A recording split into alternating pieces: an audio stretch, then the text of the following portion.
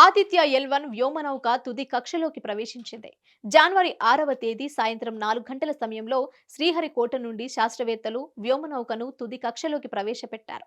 ఈ సందర్భాన్ని పురస్కరించుకొని ప్రధాని నరేంద్ర మోదీతో పాటు అనేక మంది ప్రముఖులు శాస్త్రవేత్తలకు శుభాకాంక్షలు తెలిపారు. 2023 సెప్టెంబర్ 2వ తేదీన ఆదిత్య ఎల్1 మిషన్ను శ్రీహరికోటలోని సతీష్ ధవన్ స్పేస్ సెంటర్ నుంచి ఇస్రో ప్రయోగించింది. సెప్టెంబర్ 3న భూమి చుట్టూ ఈ మిషన్ 4 రౌండ్లు వేసింది. 18వ తేదీ సైంటిఫిక్ డేటాను సేకరించడం ప్రారంభించింది. 19వ తేదీన ఎల్1 పాయింట్ వైపుగా ప్రయాణం ప్రారంభించింది. సెప్టెంబర్ 30వ తేదీన భూగ్రహ ప్రభావం నుంచి తప్పించుకుంది. డిసెంబర్ 18వ తేదీన ఎస్యుఐటి పెలోడ్ సూర్యుడి ఫుల్ డిస్క్ ఇమేజ్లు తీయడం మొదలుపెట్టింది. జనవరి 6వ తేదీన దాని ఫైనల్ ఆర్బిట్లోకి ప్రవేశించింది. ఈ 127 రోజుల పాటు ప్రయాణించిన ఆదిత్య ఎల్1 జనవరి 6వ తేదీన సాయంత్రం 4 గంటలకు తుది కక్షలోకి చేరుకుంది.